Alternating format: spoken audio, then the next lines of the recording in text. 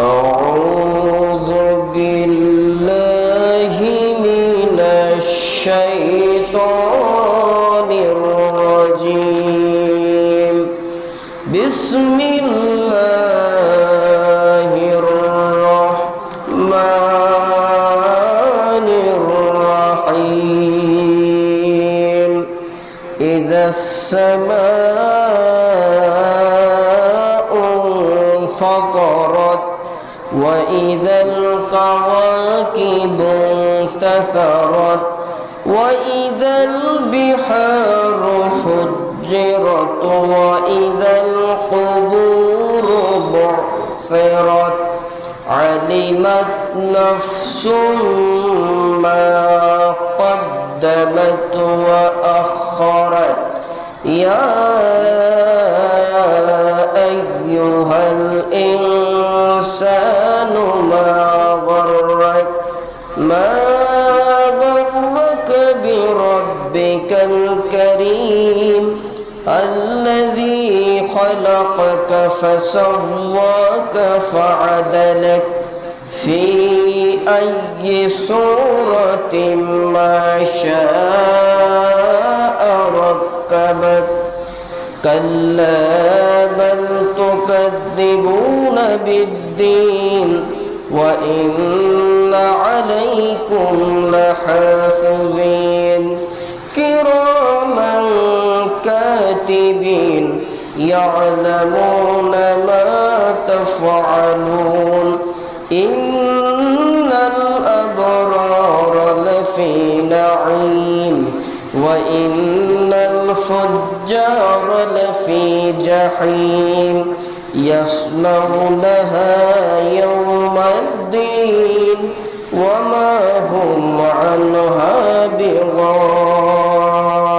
بغائبين وما أدراك ما يوم الدين ثم ما أدراك ما يوم الدين يوم لا تملك نفس لنفس شيئا والأمر يومئذ لله صدق الله العظيم ইরশাদ হচ্ছে যখন আকাশ ফেটে পড়বে, যখন তারকাসমূহ খসে খসে ঝরে ঝরে পড়বে, যখন সাগরগুলাকে উত্তাল করে তোলা হবে, যখন কবরগুলো উপড়ে ফেলা হবে, তখন প্রতিটি মানুষই জেনে যাবে সে কিয়ামতের জন্য কি পাঠিয়েছে এবং কি এমন কাজ সে রেখে এসেছিল দুনিয়াতে, যার পাপ পুণ্য কিয়ামত পর্যন্ত তার হিসাবে জমা হয়েছে।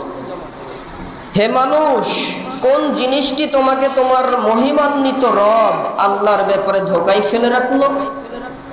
যিনি তোমাকে সৃষ্টি করেছেন, অতঃপর তোমাকে সোজা সুঠাম করেছেন, সৌন্দর্য দিয়েছেন, সামঞ্জস্যপূর্ণ করেছেন, তিনি যেভাবে চেয়েছেন সে আঙ্গিকেই তোমাকে গঠন করেছেন। সুবহানাল্লাহ। না, এ কি তোমার শেষ বিচারের দিনটিকে অস্বীকার করছো, নাকি তোমরা শেষ বিচারের দিনটাকে কি অস্বীকার করছো? অবশ্যই তোমাদের ওপর পাহারাদার নিযুক্ত আছে। এরা হচ্ছে সম্মানিত লেখক, তারা জানে তোমরা যা কিছু করে থাকো। নিঃসন্দেহে নেক লোকেরা সেদিন আল্লাহর অসীম নেয়ামত তথা জান্নাতের ভিতরে থাকবে। সুবহানাল্লাহ। আর অবশ্যই পাপী বান্দারা, গুনাহগার বান্দারা থাকবে জাহান্নামে। শেষ বিচারের দিন তারা সেখানে পৌঁছে যাবে, সেখান থেকে তারা আর কোনোদিন অদৃশ্য থাকবে না। ও নবী, আপনি কি জানেন শেষ বিচারের দিনটি কি? ও নবী, আসলে আপনি কি জানেন শেষ বিচারের দিনটি কি? সেই দিন যেদিন কোনো মানুষই একজন আরেকজনের কাজে আসবে না। সেদিন ফাইসালা হবে চূড়ান্ত, ক্ষমতা থাকে একমাত্র কার? আল্লাহ। সাদাকাল্লাহুল আযীম। সম্মানিত উপস্থিত মুসল্লিয়ান ইকরাম, বাড়িতে বসে থাকা মা ও বোনেরা, উপস্থিত জুমুয়ার নামাজের সম্মানিত সুপ্রিয় মুসল্লিয়ান ইকরাম, আসসালামু আলাইকুম ওয়া রাহমাতুল্লাহ। শুকরিয়া আদায় করছি মহান আল্লাহ তাবারক ওয়া তাআলার আলিশান দরবারে, যিনি আমাদেরকে প্রতি সপ্তাহের ন্যায় এই সপ্তাহেতেও জুমার সালাত আদায়ের লক্ষ্যে নামধারী মুসলমানদের থেকে যাচাই বাছাই করে আল্লাহর শ্রেষ্ঠ ঘর মসজিদে আসার তৌফিক দিলেন। পড়ে নিচ্ছি আলহামদুলিল্লাহ। দুরূদ ও সালাম বর্ষিত হোক বিশ্ব মানবতার মুক্তির দিশারি নবী মুহাম্মদুর রাসূলুল্লাহ সাল্লাল্লাহু আলাইহি ওয়াসাল্লামের উপরে। রূহের প্রশান্তি কামনা করছি যারা ঈমান নিয়ে চলে গিয়েছেন কবরে, বিশেষ করে আল্লাহর জমিনে আল্লাহর দ্বীন ইসলামকে প্রতিষ্ঠা করার জন্য যারা রক্ত দিয়েছেন, আল্লাহ তাদের শাহাদতের সর্বোচ্চ মাকাম দান করে তাদের রক্তের বিনিময়ে এই বাংলাদেশের জমিনে ইসলামী রাজ প্রতিষ্ঠা করে দেন বলে আমিন। দোয়া করি, মাগফিরাত কামনা করি। আমরা আমাদের অত্র মল্লিকপাড়ার এই মসজিদের যত মুসল্লি জুমার সালাত আদায়ের জন্য উপস্থিত হয়ে থাকেন, এলাকা থেকে, কনস্ট্রাকশন থেকে বহিরাগত যত ভাইরা এখানে উপস্থিত হন, আল্লাহ তাআলা যেন প্রত্যেকের আপন আপনজনের কবরে দোয়ার হাদিয়া পৌঁছে দেন, প্রত্যেকের কবরটাকে যেন জান্নাতের বাগান বানিয়ে দেন বলে আমিন। সম্মানিত উপস্থিতি, আমি 30 নম্বর পারা কোরআনুল কারীমের 30 নম্বর পারা সূরা ইনফিতার 19টি আয়াত বিশিষ্ট একটি সূরা তেলাওয়াত করেছি ইনশাআল্লাহ। এর উপর আজকে আমরা কিছু কথা বলব। আল্লাহ তাআলা যেন আমাকে ইখলাসের সাথে বলার, আপনাদেরকে আমলের নিয়তে শ্রবণ করার তৌফিক দান করেন বলে আমিন।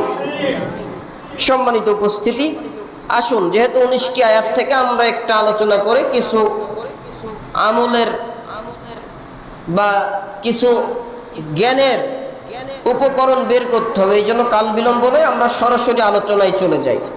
আমি খুতবাতেই সূরা ইনফিতার 19টি আয়াত তেলাওয়াত করেছি, শাব্দিক অর্থ পড়েছি। এখন শুরু হয়ে যাচ্ছে আলোচনা। আল্লাহ রাব্বুল আলামিন কোরআনুল কারীমের 30 নম্বর পারায় সূরা ইনফিতার 19টি আয়াত বিশিষ্ট একটি সূরা, এই সূরা ইনফিতার নাজিল করে দিয়ে রব্বুল আলামিন কিয়ামতের দিবসের ভয়াবহতা, কিয়ামতের দিবসে যে একমাত্র আল্লাহর হাতেই ক্ষমতা থাকবে, ওখানে দুনিয়ার কোনো এমপি মন্ত্রীর বাহাদুরি চলবে না। চলবে না কিয়ামতের ময়দানে। দুনিয়াতে যত দালাল আছে, তারপরে সরকারি দল বলেন, বিরোধী দল বলেন, এরপরে নবী রাসূল ইত্যাদি ইত্যাদি, কিয়ামতের ময়দানে সেখানে চলবে নাকি কোনো পাওয়ার? কার হাতে থাকবে ক্ষমতা? রব্বুল আলামিন এই সূরার ভেতরে ওই কিয়ামতের দিবসে তার হাতেই সকল ক্ষমতা, সকল ক্ষমতার চাবিকাঠি যেহেতু সেই রব্বুল আলামিনের কাছেই থাকবে, আমাদেরকে হুঁশিয়ার করে দিচ্ছেন ও দুনিয়ার মানুষ। আমি 1500 বছর আগে এই কোরআনুল কারীম নাজিলের জন্য পাহাড়ের উপরে আমি কোরআন নাজিল করতে চাইলাম, পাহাড় জবাব দিল, গো আল্লাহ, তোমার বাণী, ওই কোরআনের বহন, কোরআনের ভার আমি বহন করতে পারবো না। পাহাড় নিতে চাইলো না, গাছগাছালির উপরে দিতে চাইলাম, নিতে চাইলো না। আমার সৃষ্টির বড় বড় সৃষ্টির উপরে আমি কোরআন নাজিল করতে চাইলাম, সবাই কোরআনুল কারীম নিজের উপরে নাজিল হোক, এটা নিতে চাইনি।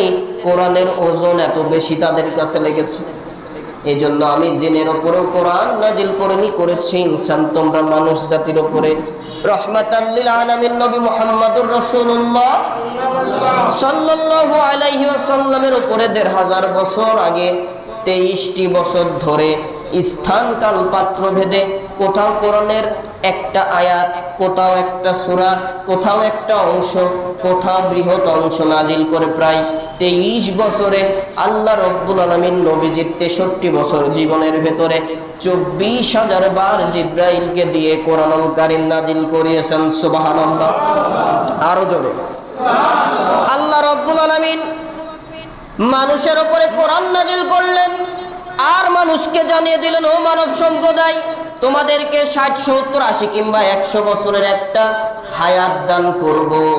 এই হায়াতের ভেতরে যা করবা বান্দা বান্দিরা, কিয়ামতের দিন কিন্তু আমি আল্লাহ সব হিসাব নিয়ে ছাড়ব। সুবহানাল্লাহ। এজন্যই সূরা ইনফিতারের বিষয়ে আল্লাহর রাসূল বলেন, হাদিসের ভেতরে আল্লাহর নবী বিশ্ব নবী বলেন, যারা কিয়ামত দিবসের ভয়াবহতা যদি উপলব্ধি করতে চাও, কোন দিবস? কিয়ামত দিবস, হাসরের মাঠের বিচার যে কত কঠিন হবে। ও বান্দা বান্দি, আল্লাহর গোলামেরা, এটা যদি তোমরা উপলব্ধি করতে চাও, সূরা ইনফিতার, সূরা তাকবীর এইগুলা বেশি বেশি পড়ো, কিয়ামতের ভয়াবহতা চোখের সামনে ভাসবে। সুবহানাল্লাহ। তাহলে কিয়ামত এত সহজ জিনিস না, নবী রাসূলদেরকে আল্লাহ ছাড় দেবে না।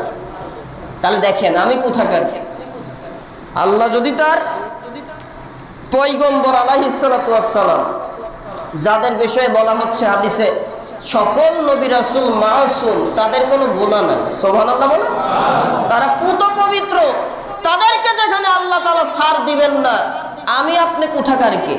কথাকে বুঝতে পারছেন? আল্লাহ রাব্বুল আলামিন সূরা ইনফিতার নাজিল করে কি বলছেন কোরআনে? আল্লাহ বলেন, ইযাস সামাউ ফাতারাত, যখন আসমান সমূহ ফেটে পড়বে, ইসরাফিল আলাইহিস সালাম সিংহায় ফুৎকার দিবে, দেওয়ার পরে আসমান 7টা স্তরে সাজানো আছে। দুনিয়া থেকে প্রথম আসমানের দূরত্ব প্রায় 500 বছরের রাস্তা। এই প্রথম আসমান দুনিয়া থেকে 500 বছরের রাস্তা। এখান থেকে পুরুত্ব আছে, পুরুত্ব বোঝেন তো, মনে করেন এখান থেকে গ্রেট বিম, এটা যদি 500 বছর হয়, গ্রেট বিম থেকে দ্বিতীয় তলার যে পুরুত্বটা, প্রস্থ, এটাও বলা হচ্ছে 500 বছরের রাস্তা। তাও সুবহানাল্লাহ বললেন। এবার ওখানে উঠলেন দ্বিতীয় আসমানে, দ্বিতীয় আসমান থেকে তৃতীয় আসমানের দূরত্ব কত বছরের রাস্তা? 500 বছরের রাস্তা। দ্বিতীয় আসমানের পুরুত্ব, প্রস্থ কত বছরের রাস্তা? আল্লাহ তাআলা এইভাবে থরে থরে সাজিয়েছেন কয়টা আসমান? 7টি আসমান সাজিয়েছেন। এরপরে আছে সিদরাতুল মুনতাহা, এরপরে আছে আল্লাহর নূরের পর্দা, প্রায় 70,000 নূরের পর্দা। সুবহানাল্লাহ বলেন। এক একটা নূরের পর্দা থেকে এক একটা নূরের পর্দার দূরত্ব, পুরুত্ব এরকম 500 বছরের রাস্তা করে। এরপর আল্লাহর আরশে আজিম।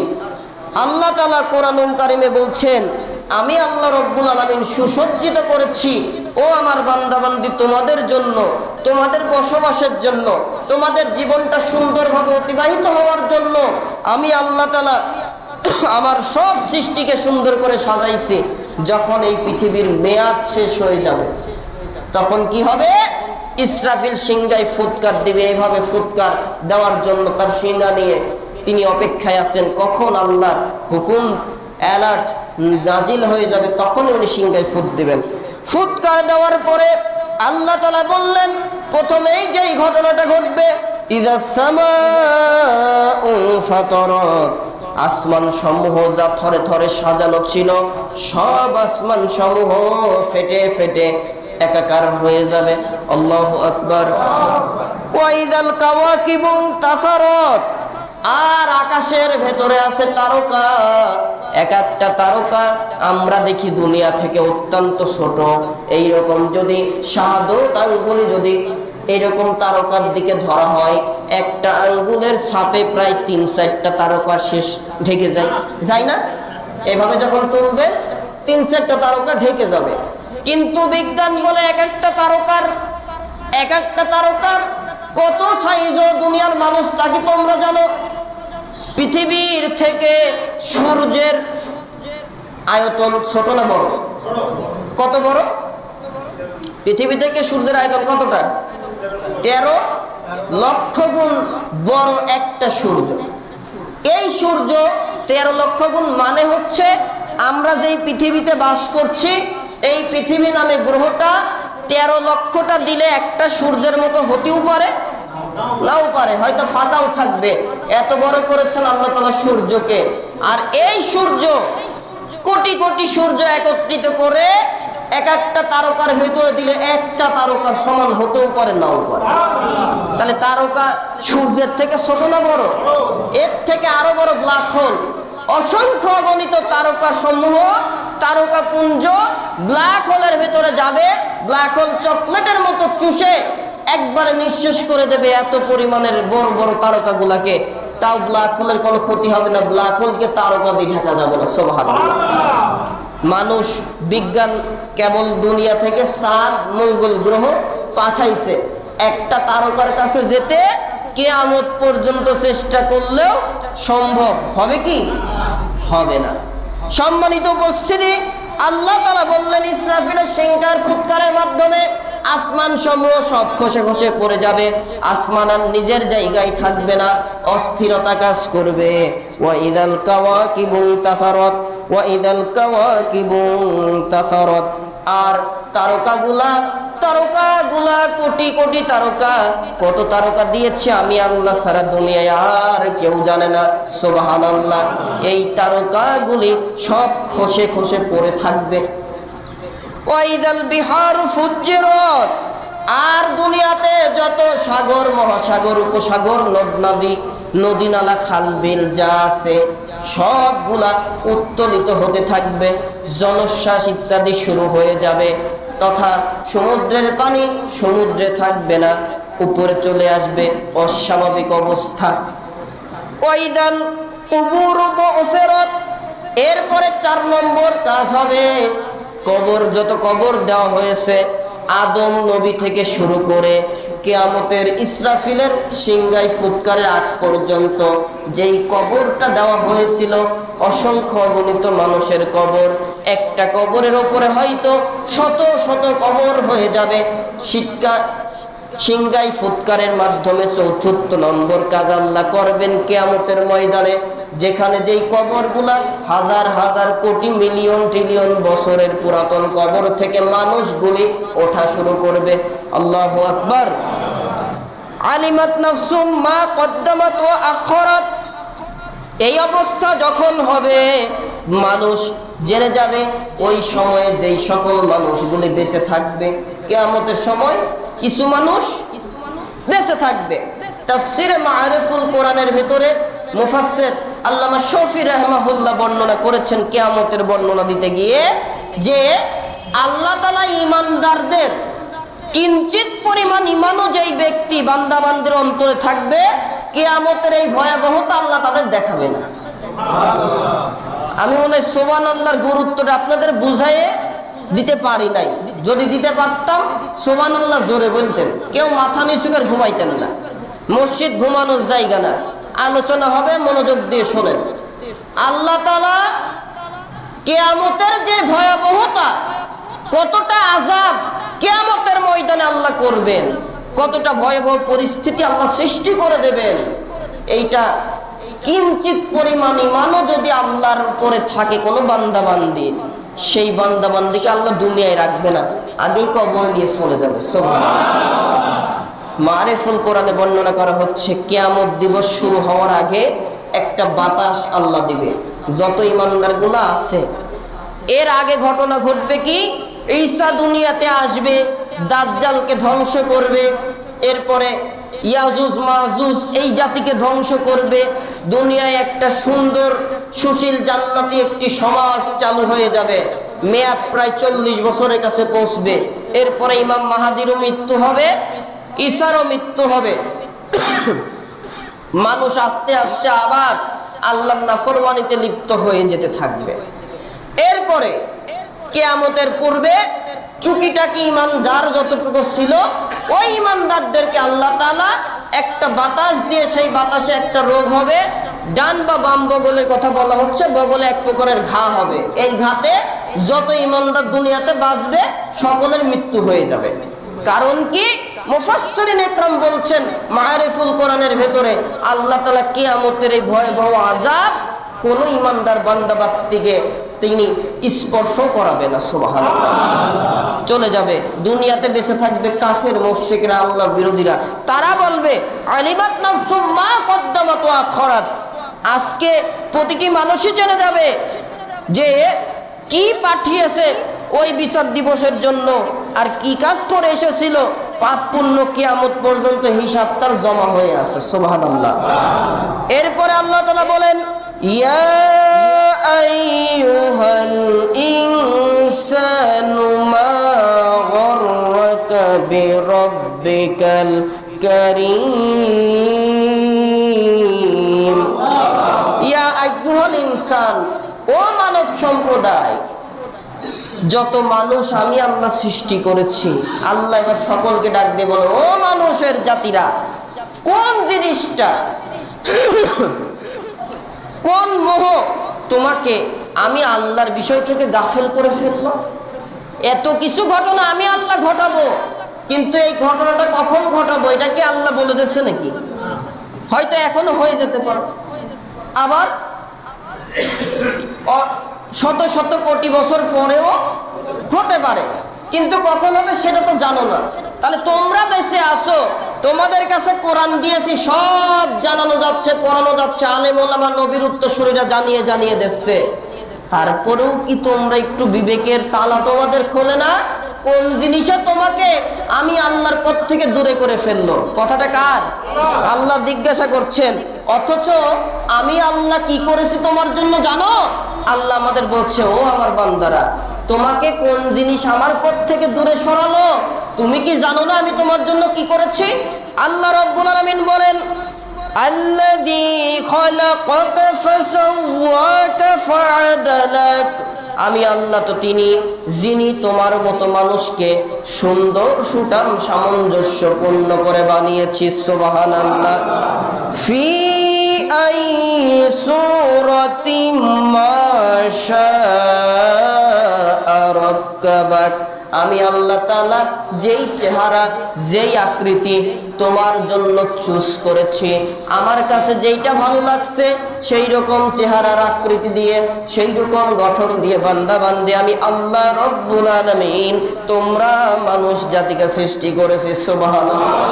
আরো জোরে সুবহানাল্লাহ। আল্লাহ তাআলা সূরা 3 এর ভেতরে আরো বলেন, লাকাদ খালাকনাল ইনসানা ফি আহসানি তাকওয়িম, আমি আল্লাহ তাআলা তোমরা মানুষ জাতিকে অবনয় সৌন্দর্য দিয়ে পাঠিয়েছি। ও মানুষেরা, তোমাদের একজনের কাছে আর একজনের চেহারা ভালো নাও লাগতে পারে। কেউ দেখো নাকটা বাঁকা, ইস ওর নাকটা এমন কেন?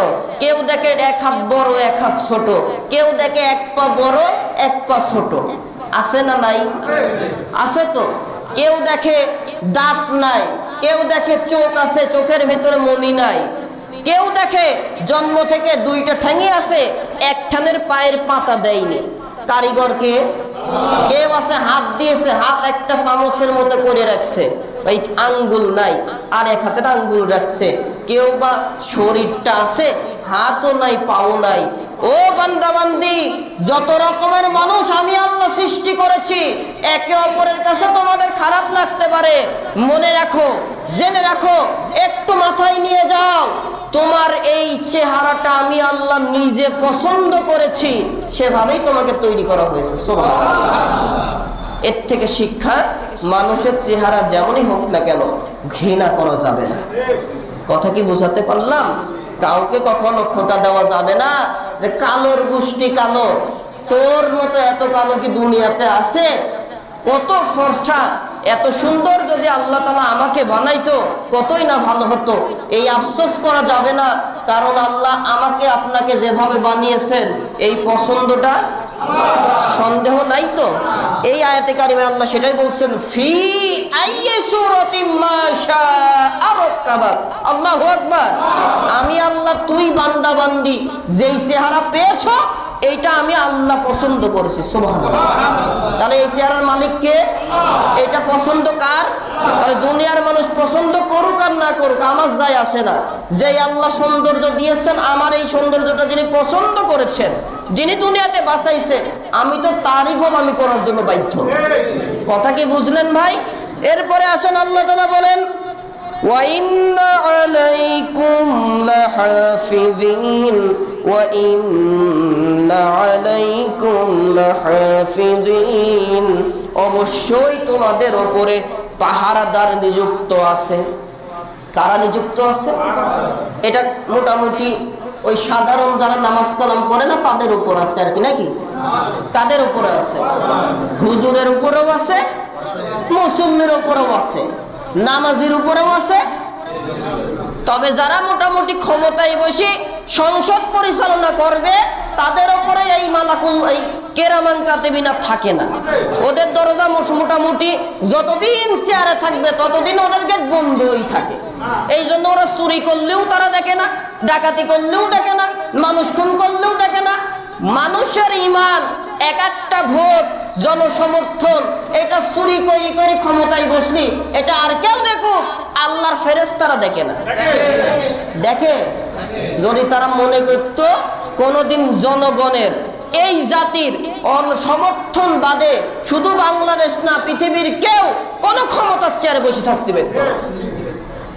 আল্লাহ তাআলা বলে, বান্দা, ও বান্দা বান্দি, শুধু ক্ষমতাসীন না, হুজুর বলো, মুসল্লি বলো, ইমাম বলো, খতিব বলো, সাধারণ মুসল্লি, নামাজি, বেনামাজি তথা মানুষ যারা বেঁচে আছো, প্রত্যেকের উপরে আমি আল্লাহর পক্ষ থেকে পাহারাদার আছে। সুবহানাল্লাহ। পাহারাদার কারা? কিরামান কাতিবিন, কিরামান কাতিবিন, এরা হচ্ছে সম্মানিত লেখকবৃন্দ। ইয়ালামুনা মা তাফআলুন, এরা জানে তোমরা কি মনের ভিতরে চিন্তা করো আর কি কি কাজ করো। দরজাটা বন্ধ করে দিয়ে কি মনের ভিতর চিন্তা করে কাজ করো, তোমার পাশের শুয়ে থাকা স্ত্রীও জানে না, কিরামান কাতিবিন ঠিকই জানে। কথা কি বুঝলেন? এরপরে আমি বলতে চাই, আল্লাহ রাব্বুল আলামিন আমাদের উপরে তার পাহারাদার নিযুক্ত রেখেছেন। এই পাহারাদার শুধু কিরামান কাতিবিন না, আরো পাহারাদার আছে যারা সব সময় আল্লাহ তাআলার কাছে সাক্ষী দেওয়ার জন্য আমাদের সব কিছু তারা সাক্ষী থেকে যাচ্ছে। বলতে পারবেন সেইগুলা কি? হ্যাঁ, বলেছেন। কিরামান কাতিবিন তো ডান বাম কাঁধে আছে, তারা তো লিখে রাখে, দায়িত্ব তার। আমার শরীরের ভেতরে, শরীরের মালিকটা কি আমি নাকি? ওরে ভাই, শরীরের মালিক যদি আমি হতাম, তাহলে আমার হাতটা কেটে গেলে সাথে সাথে বলতাম এই ঠিক হয়ে যা, ঠিক হতে বাধ্য ছিল। পাটা ভেঙে গেলে ডাক্তারের কাছে যাওয়া লাগতো না, বলা হয়তো ঠিক হ, ঠিক হতে বাধ্য ছিল। তার মানে এগুলো আমার নিয়ন্ত্রণে না, কার নিয়ন্ত্রণে? ওই যে রাস্তা দিয়ে যাচ্ছে কেউ, মোটরসাইকেল অ্যাক্সিডেন্ট করেছে, মরার আগেই বা চাকার নিচে পড়ার আগে যদি আল্লাহ এগুলো আমার নিয়ন্ত্রণে রাখতো, মানুষের নিয়ন্ত্রণে রাখতো, বলে দিত এই খবরদার, আমার উপর দিয়ে যাই কর, আমাকে যেন পিষে ফেলিস না, শুনতে বাধ্য ছিল, পিষতে পারতো না, কারণ এটা মানুষের নিয়ন্ত্রণাধীন থাকতো। কিন্তু এইগুলো নিয়ন্ত্রণ কে করেন? আল্লাহ রাব্বুল আলামিন এর গ্যারান্টি, এর দলিল কোরআনুল কারীমে দিয়েছে সূরা ইয়াসিনের ভিতরে। আল-ইয়াওমা নাখতিমু আলা আফওয়াহিহিম ওয়া তুকাল্লিমুনা আইদিহিম ওয়া তাশহাদু আরজুলুহুম বিমা কানু ইয়াকসিবুন। ও আমার দুনিয়ার মানুষেরা, ও আমি আল্লাহর বান্দা বান্দিরা, দুনিয়াতে যত মাতব্বরি আর তাকাব্বরি করো না কেন, ক্ষমতায় গিয়ে যত বাহাদুরি করো না কেন, ক্ষমতা পাও আর না পাও, যে যে স্থানে আছো সেই স্থানের মোড়ল কিংবা মাতব্বর হও না কেন, খবরদার আমি আল্লাহ তাআলা তোর শরীরের ভেতরেই কিন্তু আমার পাহারাদার সৈন্যগুলা আমি আল্লাহ নিযুক্ত করে রেখেছি। মায়ের পেট থেকে সেইগুলো বের হয়েছে, সুবহানাল্লাহ। সেইগুলা তোমার শরীরের বাইরে না, শরীরের ভেতরেই। এই চোখ দুইটা আমি আল্লাহ দিয়েছি, চোখ দিয়ে যা যা দেখে মনের নফসের পরিতৃপ্তি তোমরা হাসিল করো। এই চোখ কিন্তু তুমি মালিক না, মালিককে জোরে চোখের মালিক আল্লাহ, হাতের মালিক আল্লাহ না। এই হাত দিয়ে আমার যার পছন্দ হলো না সেই মানুষটার খুন করে গুম করে মাটির নিচে পুঁতে রাখলে আল্লাহ ধরবে না। আল্লাহ যদি ধরে হাত আর সাক্ষী আল্লাহর কাছে দেবে না। কিয়ামতের ময়দানে এই পাপী তাপী বান্দাগুলা যারা দুনিয়াতে আল্লাহর বিরোধী কাজ করেছে, নবীর আদর্শের বাইরে যারা দুনিয়াতে চলে গিয়েছে, মৃত্যুর আগ পর্যন্ত যারা হেদায়েত পায়নি, হেদায়েত ছাড়া যারা মৃত্যুবরণ করলো, কিয়ামতের ময়দানে ওখানেও যে বাটপারি কথা শুরু করবে। কেমন বাটপারি? ফেরেশতারা যেদিন পাপী তাপী বান্দাগুলার রিপোর্ট গুলা পেশ করবে, ভিডিও ফুটেজের মাধ্যমে দেখানো হবে। ভিডিও ফুটেজ বোঝেন তো? প্রজেক্টরের মাধ্যমে যেমন সরাসরি লাইভ কাস্ট করা হয়, সরাসরি সম্প্রচার করা হয়, কিয়ামতের ময়দানে মায়ের পেট থেকে জন্মগ্রহণ করার পরে মৃত্যুর আগ পর্যন্ত কি কি কাজ করেছেন সব প্রকাশ হয়ে যাবে। সুবহানাল্লাহ। দেখবে এই হাত দিয়ে আলেমদের মিথ্যা ট্রাইব্যুনাল গঠনের আইন পাশ করা হলো। এই ট্রাইব্যুনালে শুধুমাত্র ইসলাম প্রতিষ্ঠার কাজ করার কারণে, মানব রচিত মতবাদ না মেনে নেওয়ার কারণে, আল্লাহর জমিনে আল্লাহর আইন আর সৎ লোকের শাসন প্রতিষ্ঠার জন্য যারা কাজ করেছে, শুধুমাত্র এতটুকু অপরাধের কারণে আলেমদের ফাঁসির রায় এই হাত দিয়ে লেখা হয়েছে। দেখছে হাতে কি কখন কিভাবে লিখছে, দেওয়া হলো একে মৃত্যুদণ্ড, একে যাবজ্জীবন, একে হসপিটালে নিয়ে ইনজেকশন পুশ করে হত্যা করতে হবে, একে গুম করতে হবে, একে খুন করতে হবে, অমুকের বাড়িঘর জ্বালিয়ে পুড়িয়ে দিতে হবে। হাত দেখাবে আমি নেতাকে খুশির জন্য আমার বিরোধী পক্ষকে বা নেতার বিরোধী মানুষটাকে তার বাড়িঘর আগুন লাগাই দিছি, কেউ দেখেনি, আমার হাত দেখে, আমি এই হাত দিয়ে করেছি। কিয়ামতে এই হাত দেখবে রাত 8টা 9টা বা রাত 11টার সময় সবাই ঘুমায়ে। নেতা বলেছে কথা মতো আমি এই আল্লাহর হাত দিয়ে আগুন দিয়ে নেতার বিরোধী পক্ষের মানুষটাকে ঘর শুদ্ধ জ্বালিয়ে পুড়িয়ে ফেলেছি। এরকম আর যাই হোক, আমরা মোটামুটি গল্প করেই বলছি, আমাদের ভেতরে কেউ এই কাম করেন না। করলেও বাংলাদেশের কোনো মানুষ করে না, বাংলাদেশের বাইরে এরকম হয়। শুধুমাত্র বিরোধী পক্ষ, ছেলেটা চলে গেছে সেনাবাহিনীর সব থেকে বড় পোস্টে, আমার পক্ষের লোক না, ধরতে পারলেই গুম, 10 বছর হয়ে যায়, তার খোঁজ থাকে না। আছে না নাই এইরকম ভাই? সম্মানিত উপস্থিতি, কিয়ামতের ময়দানে এই হাত লাইভ কাস্ট যখন হবে, আল্লাহ তাআলাও তার দেখবেন, ওই বান্দাটাও দেখবে, বান্দা বান্দি উভয় দেখবে। শুধু যে অন্যায় পুরুষ মানুষ করে তা কিন্তু না। আমরা দেখি মাঝে মাঝে দেশের কিছু নেত্রীও হয়ে যায়, তারা তাদের নেতৃত্বে এমনকি বলা চলে যে তাদের হুকুম ছাড়া তাদের দলের কোনো কাজই হয় না। সবগুলা প্রকাশ হবে, ও নারী পুরুষ কি কি কাজ করেছো, কাকে মারার অর্ডার দিছো, কার ঘর ভাঙার অর্ডার দিছো, কার ঘরে আগুন জ্বালানো অর্ডার দিলা, কাকে মেরে পুঁতে ফেলার অর্ডার দিলা, তোমার হুকুমে মেধাবী ছাত্রদেরকে গুম করে 22 বছর হয়ে গেল, 18 বছর হয়ে গেল, খোঁজ নাই, খোঁজ দিতেও চাও না। তারপরে ক্ষমতায় বসেছো, মানুষ অতিষ্ঠ হয়ে গেছে, তোমাদের দেখতে চাই না। তোমাদের নাম শুনলে মানুষ আল্লাহর কাছে ইস্তেগফার করে, তোমাদের মৃত্যু কামনা করে আল্লাহর কাছে বলে, আল্লাহ এই জালেমের হাত থেকে আমাদের বাঁচাও। তোমরা তাও না মনি, কিয়ামতের ময়দানে সব দেখানো হবে যে আমার এই দুনিয়ার সাম্রাজ্য বহনের জন্য এই হাত দ্বারা আমি সব করেছি। হাত দ্বারা সকলে আইন পাস করেছে, আর এই হাত দ্বারা তোমরা বিনা অপরাধে শুধুমাত্র 30,000 40,000 টাকা বেতন ভাতার জন্য অবৈধভাবে নিরপরাধ মানুষের হাতে হাত করা দিয়েছে। কাউকে ছাড় দেবে না, ক্ষমতাটা কার থাকবে? সব ফুটেজ যখন দেখানো হবে, সিটার বাটপার পাপীরা দুনিয়াতেও অন্যায় করে গেছে, জুলুম করে গেছে, ওখানেও জুলুম শুরু করবে। আল্লাহ দেখো, এই যা যা রিপোর্ট দেখছো, তোমার ফেরেশতারা যা লিখেছে একটাও আমি করি নাই। নাউজুবিল্লাহ বলেন। কাদের কথা এটা হবে? হ্যাঁ, পাপী তাপীদের কথা, পাপী বান্দা বান্দির কথা। আল্লাহ এই অন্যায় আমি করি নাই, অমুকের গাছের আমও পারিনি, ও জমি কাটতে যায় অন্যের জমির এক কোপ আমি দিয়ে নিজের জমিতে বাড়াইও নি। আশ্চর্য হয়ে যায় মানুষ, 1 ইঞ্চি জায়গা পর্যন্ত ছাড়তে চাই না। কয় ইঞ্চি? 1 ইঞ্চি জায়গা। 5 তলা বাড়ি তোলা যাবে তো আর কি, নাকি? কথা বলে না কি? আপনারা এই কাম করেন নাকি? কথা বলছেন নাকি? 1 ইঞ্চি জায়গা পাওয়ার জন্য 10.5 বার করি আমি নিয়ে এসে মাপে, তাও মেলে না। ও ভাই, 50 বছর ধরে 1 ইঞ্চি জায়গা নেওয়ার জন্য 100 বার মাপলেন, কি লাভ করলেন আপনি? 1 ইঞ্চি জায়গার দাম কত? আরে ভাই, আপনার জমি যদি অন্যজনও কেউ জোর করে নাই, নিক না, কিয়ামতে তো সেই হিসাব দেবে, আপনাকে দেওয়া লাগবে না। কিন্তু আপনি কাজ করে করলেন দেখি আপনারটাই এদেশের প্রশাসনরা পেট পূজা করলো, এই দেশের নেতা এমপিরা মোড়লরা নিজের স্বার্থ মিটাইলো, আর আপনি একে অপরের সাথে, এমনকি মায়ের পেটের ভাইয়ের সাথে ভাই দ্বন্দ্ব হয়ে যায় 1 ইঞ্চি জায়গার জন্য। না, এই অঞ্চলে হয় না। আমি আমাদের ওদিকে দেখছি, মায়ের পেটে 2 ভাই 4 আঙুল জায়গা বেঁধে গেছে, প্রাচীর উঠে গেছে, বড় ভাই বলে তুই আগে জায়গা ভাঙ, জায়গা ভেঙে আমার জায়গা ছেড়ে দেয়। তোলা প্রাচীর ভেঙে দিয়ে 4 ইঞ্চি জায়গা বেচারা নিল। কি লাভ হলো ভাই?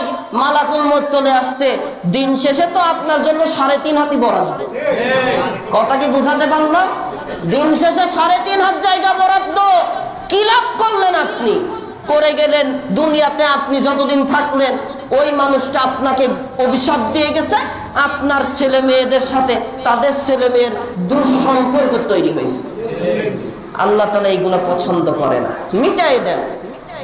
আলো তাদের সাথে একটা কমিউনিকেশনে আছেন, যদি মানে ভালো, না মানলে আপনার জায়গায় জোর করে দখল করছে করুক, এই জমিনে না ওই জায়গায় যা হিসাব দিতে হবে, এইটুকুতে ছেড়ে দেন। সব কিয়ামতের ময়দানে দেখানো হবে। তখন তারা বলবে, আল্লাহ এই কাজ আমি করিনি, তোমার ফেরেশতারা আমাকে পছন্দ করতো না, আমার বিরুদ্ধে ডেকেছে। কত বড় সিটার হলে এরকম বলে, কত বড় চাপাবাজ। দুনিয়াতে তো সারা জীবন চাপা মেরে গেছে। দেখেন না যে একবার মসজিদে যায় আল্লাহর জন্য, আল্লাহ তাআলাই সব দেয়, সংসদে দাঁড়ায় বৃষ্টির জন্য নামাজ আদায়ে বৃষ্টির জন্য দোয়া করে। গতকালকেও দেখলাম তারাই আবার হিন্দুদের অনুষ্ঠানে গেলে কয় মা দুর্গার সামনের প্রসাদ খেতে খুব ভালো লাগে। এরকম মনে আর কেউ বলে না। আমি বলছি একটু মিলান। তারাই কিন্তু আবার বলবে যে মা দুর্গা গজে করে আসলে ফসলের ফলন বেড়ে যাবে। একটু জোরে, ঈমান চলে যাবে। কথাটা যারা শুনেছেন প্রত্যেকে বলেন নাউযুবিল্লাহ। সম্মানিত উপস্থিতি, কিয়ামতের দিনে দুনিয়াতে থাকতে তো বাটপারি করে গেছে, 80 বছর 90 বছর বয়স, তাও চেয়ার থেকে নামার স্বাদ কমে না। ওদিকে তার মেয়াদ পার হয়ে যায়, এদিকে ঘোষণা দেয় ক্ষমতায় ওঠার আগে 21 সালের টার্গেট, তারপরে কয় 41 সাল, এরপরে কয় 71, এখন আবার নতুন করে আইন করে 2100 সালের টার্গেট নিয়ে ক্ষমতায়। মানে মালাকুল মউত 2100 সালের আগে ওর কাছে আর ফেরবে না। বয়স যে 80 হয়ে গেছে, পুরুষ কি মহিলা এই হুঁশন নাই, ক্ষমতার লোভ এতটাই ধরেছে ওর ক্ষমতায় নিজের চোখটাকে আলহাকুমুত তাকাসুর হাত্তা যুরতুমুল মাকাবির, কিয়ামত মৃত্যুর আগ পর্যন্ত ঠেলতে ঠেলতে এই অন্যায় করাতে করাতে নিয়ে চলে যাবে। এদের দ্বারাই আলেমদের হাতে হাত করা, আলেমদেরকে ফাঁসির কাস্টে ঝুলাতে পারে। যতই করুক না ভাই, সময় কিন্তু আছে, চাবির চাবি আল্লাহর কাছে। সময় যখন হয়ে যাবে 2100 সাল নয়, চেয়ার থেকে আল্লাহ তাআলা এমন ভাবে তাকে মৃত্যু দেবে, সারা দেশের ইমানদারেরা শুকরানা নামাজ আদায় করবে, ইন্নালিল্লাহ তাদের জন্য পড়বে না, তাদের জানাজায় কোনো ইমানদার যাবে না। দুনিয়াতে যেই সকল ইমানদারদেরকে যারা কষ্ট দিয়ে জেলে দিয়ে হত্যা করে, যারা মিষ্টি বিতরণ করে খেয়েছে, ওই সকল মানুষগুলা তওবা করে ফিরে না আসলে তাদের মৃত্যুতে কোনো ইমানদার ইন্নালিল্লাহ পড়বে না, জানাজায় যাবে না। তাদের জানাজা যেই ইমাম আর হুজুররা করবে, ওই হুজুরদের জানাজা আমরা করব না। কথা কি বুঝতে পারলেন ভাই? সম্মানিত উপস্থিতি, সারা জীবন বাটপারি করে গেছে, নিজেকে মুসলমান দেখানোর জন্য নামাজ আদায় করে দেখাইছে। আর নেতা কর্মীরা বলে আমার নেত্রী প্রতিদিন তাহাজ্জুদ পড়ে। ঠেলা কি, নবীজিও প্রতিদিন পড়েনি, উনার নেত্রী প্রতিদিন তাহাজ্জুদ পড়ে, অথচ আল্লাহর নবীও মাঝে মাঝে তাহাজ্জুদ। কথা কি আমার বোঝেন তো? জবাব দেন নাকি? আল্লাহর নবী নিয়মিত তাহাজ্জুদ পড়েনি, আর উনি প্রতিদিন তাহাজ্জুদ পড়ে। উনি নাকি কোরআন শরীফ না পড়ে আর ফজরের নামাজ আর কোরআন তেলাওয়াত না করে কোনো কাজই শুরু করে না। যেই নেত্রী বা যেই নেতা এত ভালো কাজ, 5 ওয়াক্ত নামাজ নিয়মিত আদায় করে, কোরআন নিয়মিত করে, নিয়মিত তেলাওয়াত করে, সেই নেত্রী দ্বারা কেন সংসদ ভবনে কোরআনের আইন চলে না? তার মানে বুঝতে হবে এইগুলা সম্পূর্ণ ভুল ধরা। ওর আসল যাদের সাথে মিলে যায় তাদের সাথে ও মিলিত আছে। কিয়ামতে সব প্রকাশ হবে। এই নামাজও পড়েছে লোক দেখানোর জন্য, লোকের জনগণের মেজরিটি পার্সন ব্যক্তি যেই মতের আর যেই ধর্মের, তাদের সমর্থন নিয়ে টিকে থাকার জন্য কিয়ামতে সব দেখা হবে। আল্লাহ বলবে কিরে এইগুলা কেন করলি? ও বলবে আল্লাহ এইগুলা আমি করিনি, তোমার ফেরেশতারা আমার পছন্দ করতো না, জোর করে লেগেছে। তাদের কথা হবে। পাপী মানুষের কথা আল্লাহ তাআলা রাগান্বিত হয়ে যাবেন, সাথে সাথে মুখ বন্ধ। ইয়াসিনে যে তেলাওয়াত করেছে আল্লাহ বলেন আল ইয়াউমা আল ইয়াউমা নাখতিমু আলা আফওয়াহিহিম ওয়া তুকাল্লিমুনা আইদিহিম ওয়া তাশহাদু আরজুলুহুম বিমা কানু ইয়াকসিবুন। মুখে মোহর মেরে দেওয়া হলো, সিলগালা করা হলো, আর মুখ খুলবে না। এই হাত কথা বল, হাত বলবে আল্লাহ আমি এই কাজগুলো করতে চাইনি, এই জালেম আমাকে দিয়ে কাজ করাইছে। নিজের শরীরের হাত একটু ড্যামেজ হলে সাথে সাথে কোটি কোটি টাকা খরচ করে চিকিৎসা করাইছে। বাংলাদেশের চিকিৎসায় হয় না, সিঙ্গাপুর আর আমেরিকায় দৌড়ায়, সেই হাত বিরুদ্ধে চলে যাবে। কথা কি বুঝলেন ভাই? আল্লাহর পাহারাদার কারা এটা বুঝাচ্ছি। চোখ বলবে, আল্লাহ বলবে চোখ কিরে কথা ক, তুই না আমার গোলাম? বলে আল্লাহ এই চোখ দিয়ে তো আমি কারো ক্ষতি করতে চাইনি, চোখ দিয়ে দেখেছে করেছে, ওই তোমার পক্ষের মানুষগুলোকে তারা ক্ষতি করেছে, আমি কিচ্ছু করতে চাইনি, আমাকে দিয়ে জোর করে করিয়েছে। পাকে বলবে আল্লাহ পা, আল্লাহ তাআলা বলবে তুই কথা বল, এ যে বললো এই কাজগুলা করেনি, করতে চাইনি, তুই কি বলিস? পা বলবে আল্লাহ আমি তো তোমার গোলাম, আমি তো তোমার গোলামির জন্য এর কাছে ছিলাম, এ আমাকে দিয়ে জুলুম করেছে, আমি তো যেতে চাইনি, আল্লাহ জোর করে নিয়ে নিয়ে এই কাজগুলা করাইছে। আল্লাহ বলবে কিরে সিটারের ঘরে সিটার, এই অবস্থা কেন? মানলাম ফেরেশতারা তোর নামে মিথ্যা লিখলো, তোর শরীরে তো হাত ছিল পা ছিল, একটা হাত ভেঙে গেলে লক্ষ লক্ষ টাকা খরচ করেছো, বাংলাদেশের চিকিৎসা পছন্দ হয় না, বাংলাদেশের চিকিৎসা উন্নতির জন্য কোটি কোটি টাকা খরচ করো, বাপের নামে হসপিটাল করো, আর নিজের চিকিৎসার জন্য আমেরিকা চলে যাও। সিটারি করার জায়গা তো আর পাও নাই।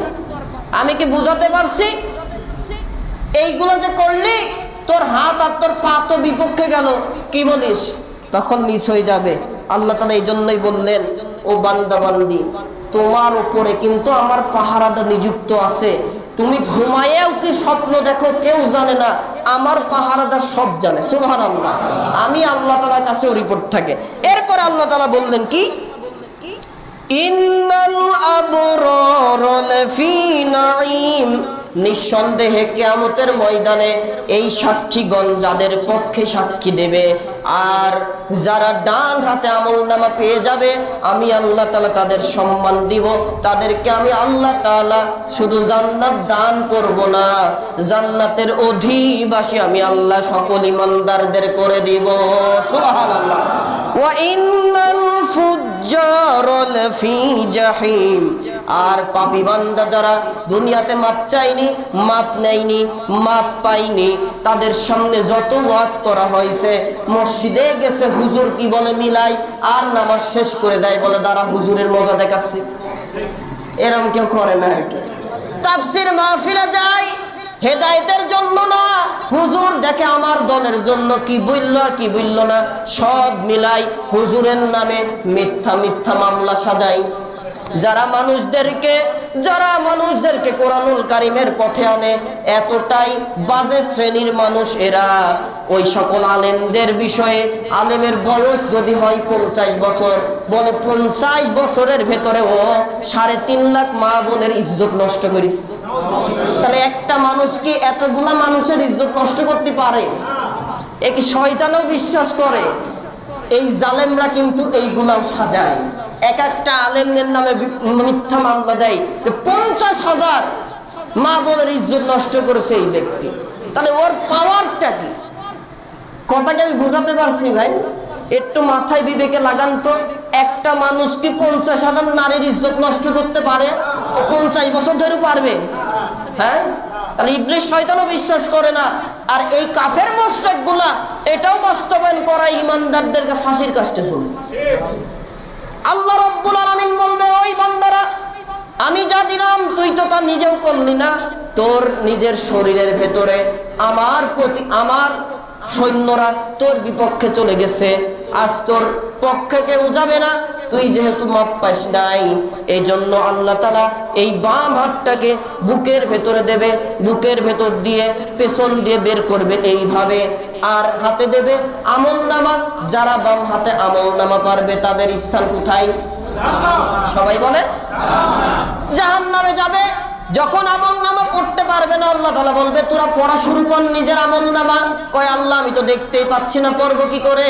আল্লাহ তাআলা ফেরেশতাদের বলবে, এই ফেরেশতারা ওর মাথাটা ঘুরাইয়ে দে, মাথাটা কট করে ঘুরাই দেবে পেছনের দিকে, হাত এইভাবে বুদ্ধি আমলনামা পড়বে, তার নামে তার স্থান হবে ইন্নাল ফুজ্জার লাফি জাহিম।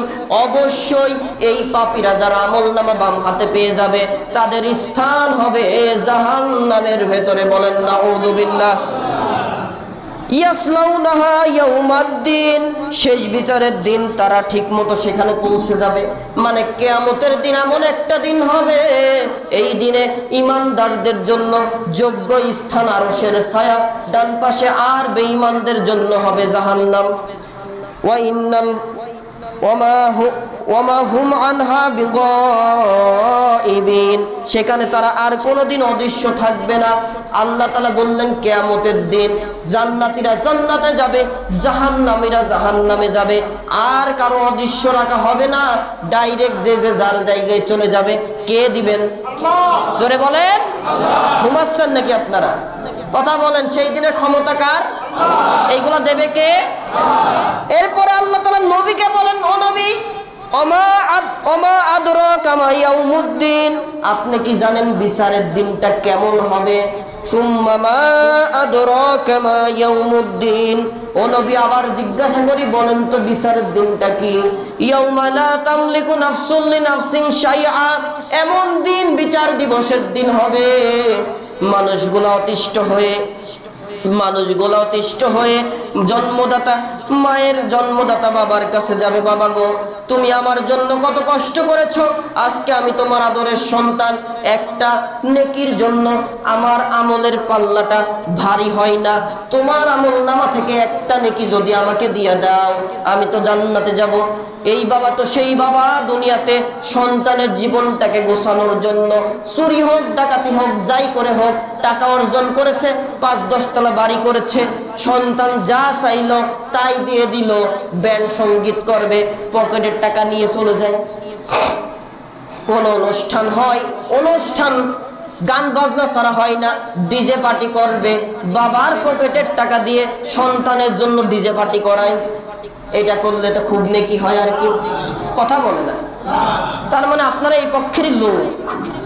জোরে বলেন, গান বাজনা ডিজে পার্টি হালাল? কে করেছে হারাম? তা আপনি টাকা দিয়ে করলেন কেন? আপনি নিজেও তো জাহান্নামে যাবেন, আপনার সন্তানকেও জাহান্নামে পাঠাবেন। আপনি ফজরের নামাজ পড়তে আসেন, আপনার সন্তানকে নিয়ে আসতে পারেন, আপনি কিসের বাবা? কিসের বাবা? আপনি তো আপনার সন্তানকে কল্যাণ করলেন, আপনার সন্তানকে জাহান্নামের দিকে পাঠালেন।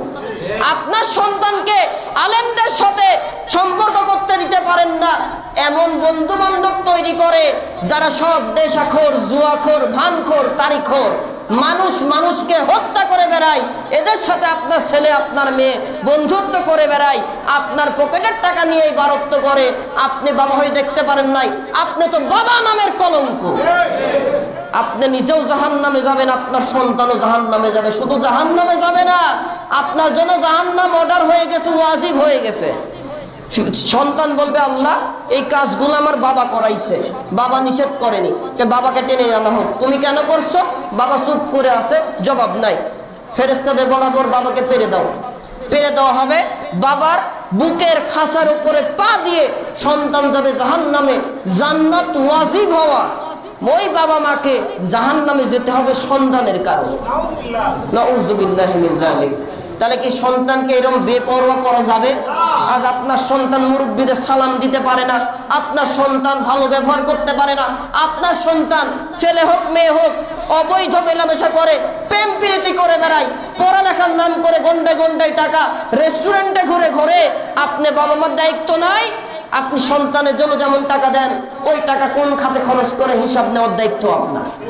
তথা আপনার সন্তান যতদিন বেঁচে থাকবেন কোনো অন্যায় কারি যেন না হয় সেদিকে লক্ষ্য রাখতে হবে। কিয়ামতের দিন এমন হবে, বাবা বলবে আমি চিনি না, মার কাছে যাবে, মা তোমার আমলনামা থেকে একটা নেকি দাও, মা বলবে আমি দুনিয়ায় কোনোদিন বিয়েই করি নাই, তুমি কি আমি চিনি না। নাউযুবিল্লাহ। সব হতাশ হয়ে নবীদের কাছে যাবে, আদমের মতো নবী বলবে আজকে আমার কোনো মাতব্বরি নাই, আমি তোমাদের জন্য আল্লাহর কাছে সুপারিশ করতে যাব। আল্লাহ যদি বলে আদম রে এত ভালোবেসে তোকে আমি জান্নাতের মালিকানায় জায়গা দিলাম, শুধু একটা নিষেধ ছিল, ওই নিষিদ্ধ গাছের কাছে যাবি না। তুই তো শুধু গেলেই না, তুই তোর বউকে নিয়ে গেলি, সেইখানকার ফলও খালি। কিরে আদম, এত ভালোবেসে তোকে জায়গা দিলাম, জান্নাতের মালিকানা দিলাম, এই কাজ করলি কেন? হিসাব দে। আদম বলবে, ও আমার সন্তানেরা, তোমরা আজকে আল্লাহর কাছে সুপারিশের জন্য আসছো। আমি আদমকে যদি আল্লাহ এই কথা জিজ্ঞাসা করে, আমার কাছে জবাব দেয়। আল্লাহু আকবার। চলে আসবে নূহের কাছে। নূহ বলবে, আমিও পারবো না, কারণ যেদিন মহাপ্লাবনে আমার নৌকাটা চলা শুরু করলো, আমি আমার রক্তের টানের আলোকে আমার সন্তান কাফেরদের কাতারে, কেনান, নূহের ছেলে কেনান কাফের, ঈমান আনেনি, তার বউয়ের প্ররোচনায় পড়ে সে বেঈমানদের কাতারে চলে গেছে। নূহ প্লাবনের সময় হাতটা এইভাবে বাড়াই দিয়েছে সন্তানকে তোলার জন্য। আল্লাহ ডাইরেক্ট নোটিশ জারি, নূহ তাড়াতাড়ি হাত তোলো, নাহলে নবুয়তের খাতা থেকে তোমার নাম কাটে। দেখেন কতটা হুঁশিয়ারি। নবীকে পর্যন্ত আল্লাহ ছাড় দেয়নি। নূহ বলবে, আল্লাহ যদি ওই দিন বলে, কিরে নূহ, তুই আমার পয়গম্বর ছিলি, রক্তের টান দেখাতে গেলি কেন? আমার সাথে যার সম্পর্ক নাই, দুনিয়াতে কোনো ইমানদারের সাথে তো তার সম্পর্ক থাকার কথা না।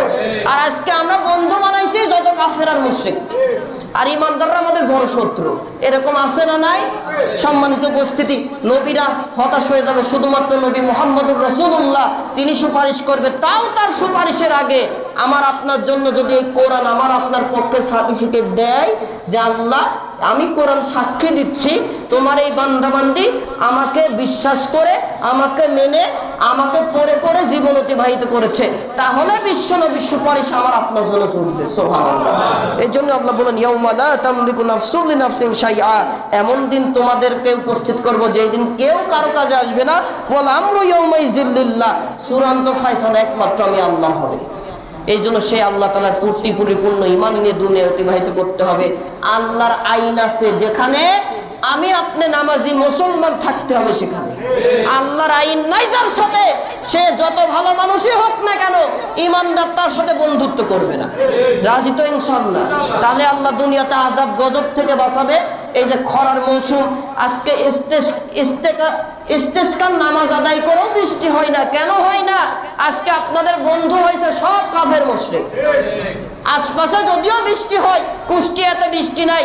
আমার মনে হয় রাসূলের হাদিস আলোকে যেটা পড়া যায়, এই কুষ্টিয়ার মানুষ আল্লাহর হুকুম যাকাত হক আদায় করে দেয়নি, যার কারণে আল্লাহ আসমান থেকে রহমতের বৃষ্টিও দেয় না। আরো আযাব আসবে। বাঁচতে গেলে আল্লাহর আইনের কাছে মাথা নত করে দেন, জীবনের গুনাহ আল্লাহ মাফ করবে, দুনিয়াতে সকল আযাব গজব থেকে বাঁচাবে। মৃত্যু হবে নেককারের মৃত্যু, মৃত্যুর পরে আল্লাহর জান্নাত। আল্লাহ যেন তার হুকুম মেনে জীবনে গুনাহ মাফ করে জান্নাতে যাওয়ার যত কোয়ালিফিকেশন আমাকে আপনাকে দান করেন, বলেন আমিন। সুবহানাকাল্লাহুম্মা বিহামদিকা আশহাদু আল্লা ইলাহা ইল্লা আনতা আস্তাগফিরুকা ওয়া আতুবু ইলাইক। যারা সুন্নাত পড়ি নাই সুন্নাত পড়ি, এই ভাগে একতলা দুইতলা তিনতলা যারা আছেন সামনের কাতার পূরণ করে দাঁড়িয়ে যাবেন। আসসালামু আলাইকুম ওয়া রাহমাতুল্লাহ।